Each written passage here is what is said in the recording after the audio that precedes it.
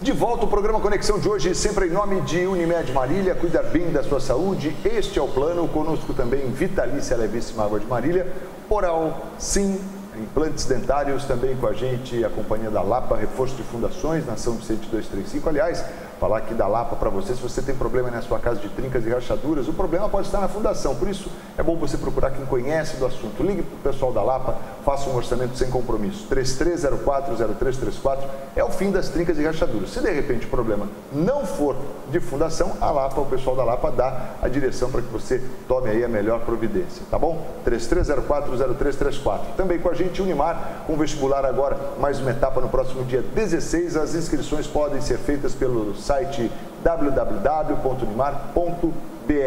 O programa Conexão de hoje conversando aqui sobre diagnóstico e tratamento de distúrbios de fala e linguagem com a Mariane Teixeira, que é fonoaudióloga, mestre em pediatria pela Unesp de Botucatu, está aqui falando conosco. Você tem também uma especialização, eu falei assim, não vou arriscar falar porque o meu inglês é péssimo, internacional também, em fala, é isso, Maria? É, na área de voz, na verdade, né? Distúrbios da voz. Distúrbios da voz. Aonde que é? É na Arizona State University.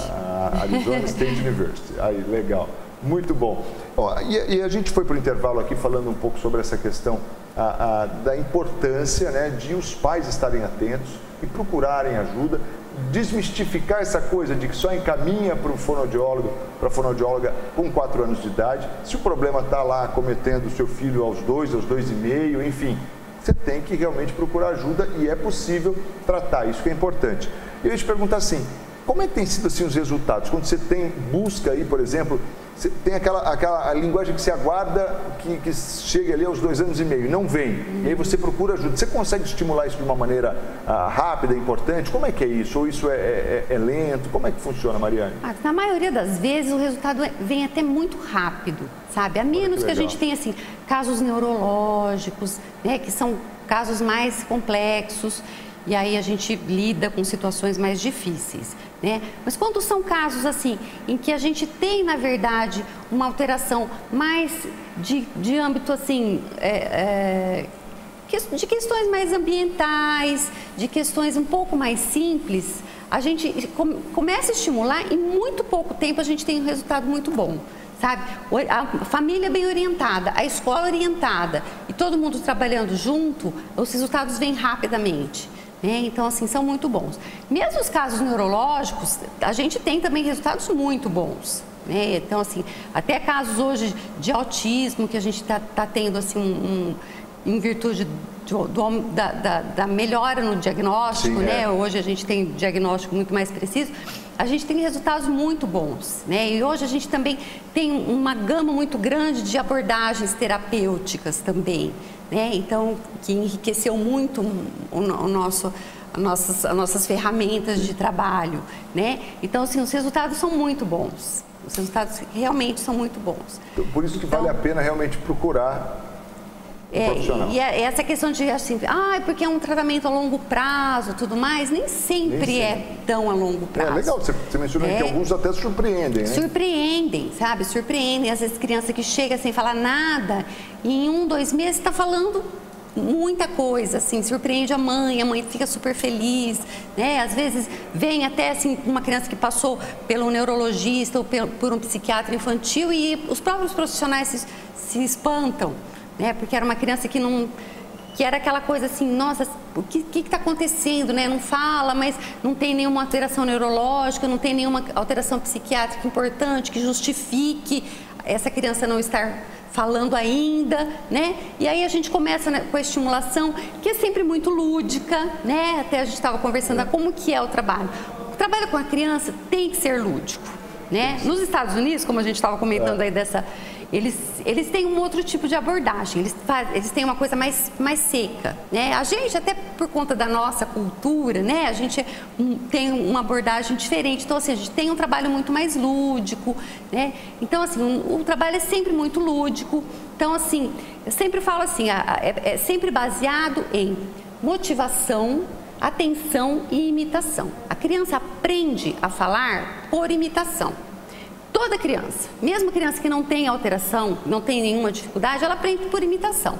As crianças que têm algum tipo de alteração, ela também vai aprender por imitação. Só que ela precisa de mais instrumentos para isso, que é isso que a gente vai dar. Né? Então, ela precisa de uma ênfase maior, ela precisa de mais pistas, ela precisa de um trabalho mais intenso e por meio da imitação, ela vai desenvolver essa linguagem, né? Então, assim, o princípio básico é isso aí, é a motivação. Então, ela precisa gostar de ir, né? Por isso que tem que ser lúdico. Tem que cativar, né? Então, eu falo assim, mãe, ela tem que gostar de mim, né? Ela tem que gostar de vir aqui, ela tem que gostar desse ambiente, né? Então, a motivação é o primeiro lugar, né? E aí eu preciso desenvolver a atenção dela para a linguagem, para o que eu estou falando. Ela precisa olhar para a face da mãe, né? Muitas vezes a criança está ali, ela não está nem atenta ao que está se passando, nem o que está falando. Então ela tem que olhar no espelho, ela tem que olhar para mim. Então ela precisa dessa atenção auditiva, ao que está se passando auditivamente, né? E a partir daí ela desenvolver a imitação, né? Então são os 3 princípios básicos aí para a gente desenvolver esse trabalho, né? E aí as coisas vão caminhando. É muito gostoso a gente ter esse retorno. É muito a gente legal. imagina, porque você, de repente a criança entra ali sem falar nada e dali a um tempo já está se expressando. Deve ser realmente muito prazeroso. Agora, você mencionou essa questão de que às vezes a criança passa, por exemplo, por um psicólogo, por um psiquiatra e tal. E eu queria... O contrário, será que não pode acontecer? A criança até, por conta dessa dificuldade de linguagem e tal, desencadear algum processo, assim, sei lá, de timidez, de fechamento, enfim, pelo fato de não conseguir se comunicar? Isso acontece muito, né? Assim, e às vezes até falando um pouquinho da fala também, sim, né? Porque a gente conversou bastante a respeito da linguagem. Às vezes a mãe chega e fala assim, então, ele, assim, tem trocas na fala, ele é muito tímido, ele fala muito para dentro, né? Já ouvi isso, às vezes até adolescente, porque a gente recebe, às vezes, adolescente que fala errado também. Né? Não é só a criança. Não é só a criança. Não, porque é aquela criança que não foi tratada. Eu diria que nós temos até adultos, né? Existe. Né? Então, fala para dentro. E aí, conforme a gente vai trabalhando e essa criança vai falando melhor, o que acontece? Ela se torna mais falante. E aí, acabou a timidez. Então, ela não era tímida, ela tinha vergonha de falar errado. E aí ela falava baixinho, ela se escondia, por isso que ela falava para dentro, porque ela falava baixinho para esconder a fala. Né? Então, ela, em vez de falar prato, ela falava pato, então ela falava pato. Falava assim, pato. Porque aí ninguém percebia o que ela estava falando. Falava assim, coitado, ele é tímido. Mas legal você falar isso, Mariane, até para a gente entender como é que é isso, né? Pelos estudos, assim, qual a leitura que a fonoaudiologia tem disso, né? Quer dizer, a criança fala pato, sabe que não é pato, ou ela não sabe? Porque, por exemplo, se ela está com vergonha, é porque ela sabe que não está certo, né? E como é que é isso? Há uma dificuldade no ouvir, ou o ouvir é perfeito? Como é que é? Que leitura é feita isso? Depende. Tecnicamente falando. Depende, né? Se ela tiver um distúrbio fonético, ela só tem dificuldade para falar, né? Então ela percebe. Ela percebe nitidamente que ela está falando errado. Só que ela não consegue... Ela não consegue articular, tá? Então a dificuldade dela está aqui na boca. Tá? Se ela tiver um distúrbio fonológico, ela fala e ela não processa auditivamente que ela está falando o sonzinho errado. Então, se ela falar pato, se ela falar prato, para ela não consegue diferenciar isso. E a gente tem uma outra alteração, que é o distúrbio do processamento auditivo central. Do processamento auditivo central. Né? A gente tem até um teste que é feito, que lá no CIOF a gente tem uma outra fono, só que aí eu faço só a terapia. A gente tem uma outra fono, que é a Roberta que faz, que é uma pessoa muito competente nessa área, que faz e que a gente detecta se a criança tem essa alteração. Ela pode ter ou não. Às vezes ela não tem esse distúrbio, que é... O que é isso aí? Ela ouve bem, então o som entra no ouvido da forma correta, mas na hora de processar esse som lá no cérebro, nesse caminho tem algo que não corre muito bem e aí ele tem dificuldade em lidar com as diferenças do som. Então o P e o B para ele é muito semelhante, o PRA e o BA o pra e o pá é muito semelhante. Então, ele fala, ora ele fala pá, ora ele fala pra, ele não consegue discriminar. Então, ele tem dificuldade de atenção auditiva, de discriminação auditiva. Ele tem dificuldade de, por exemplo, num ambiente que está tocando uma música, ele ouvir uma pessoa falando e entender o que aquela pessoa está falando, que a gente chama de figura funda auditiva. Sabe, por exemplo, a televisão está ligada e uma pessoa falando e você conseguir entender o que aquela pessoa está falando. E aí o que acontece? Na sala de aula, a gente precisa dessa atenção. Por quê? Tem o ruído das crianças, tem o som lá de fora e você precisa ouvir só o que a professora está falando. Não é isso? Então você precisa dessa habilidade na escola também.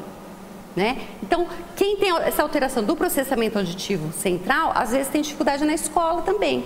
Não só na fala, tá? Mas às vezes não tem alteração do processamento auditivo, tem só uma alteração de consciência fonológica, que é uma coisa um pouquinho mais simples do que do processamento auditivo. Consciência fonológica. Consciência fonológica, que é essa dificuldade em lidar, essa habilidade em lidar com as diferenças dos sons, né? Porque às vezes é muito sutil, o som do P, do B, né? É muito parecido, o som do F, do V.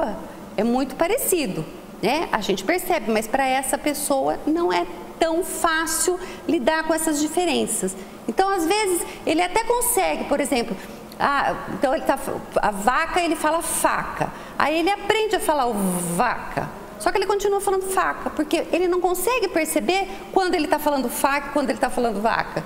Você entendeu? Não sei se foi confuso, mas para ele é difícil ele perceber quando ele está falando um, quando ele está falando o outro. Diferente do fonético, que quando ele pega o som, ele já pronto, ele já percebeu. Aí a gente só vai treinar para ele conseguir adquirir aquele som, incorporar aquele som e pronto. Mas vamos falar desse caso aí que me parece que é um pouco mais complexo, então, né? Quando ele não consegue... Né? E aí, como é que você trata isso? Isso aí. Então, aí a gente tem que trabalhar bastante essas habilidades auditivas, né? Essas habilidades de consciência fonológica, que é essa habilidade em lidar com os sons. Né? Então, é muito para mim, assim, é um trabalho muito gostoso, um trabalho que eu gosto muito de fazer. Então, é trabalhar com as habilidades auditivas. Então, atenção auditiva, discriminação auditiva, figura funda auditiva, né? Então, hoje a gente tem muitos softwares para trabalhar isso, que é muito interessante, que as crianças adoram, porque aí a gente precisa trabalhar com som. Né? Então ele fica atento. Então passa um carrinho lá buzinando, bi, bi, bi, bi, bi, bi. Quantas buzinas foram? Por exemplo, ele tem que contar. Então vamos voltar. Então, atenção auditiva, ele teve que ficar atento para ele ouvir quantas buzinas foram ali, né? Aí, um alto, um baixo, né? Qual foi mais alto, qual foi mais baixo? Então, a atenção, memória auditiva, para ele voltar. Quantos altos teve, quantos baixos teve, memória. Então, ele vai ter que desenvolver esse ouvido.